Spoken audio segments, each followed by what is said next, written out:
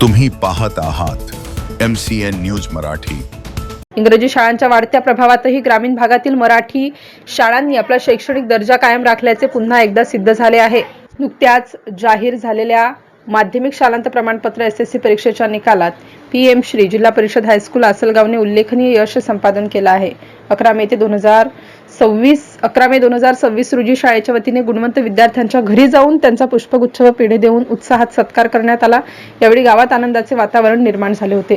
शाळेचा एकूण निकाल 80% लागला असून सेमी माध्यमाचा निकाल तब्बल 100% लागला आहे। शिक्षकांची कमतरता असतानाही विद्यार्थ्यांच्या गुणवत्तेसाठी शिक्षकांनी घेतलेले परिश्रम या निकालातून स्पष्ट दिसून आले। या परीक्षेमध्ये शाळेतील कुमारी पूनम दांडगे या विद्यार्थिनीने 90% गुण घेऊन शाळेत प्रथम येण्याचा बहुमान पटकावला। यावर्षी 10वीच्या निकालात मुलींनीच बाजी मारली असून कुमारी पूनम राजू दांडगे हिने 90% गुण मिळवत शाळेत प्रथम येण्याचा मान पटकावला।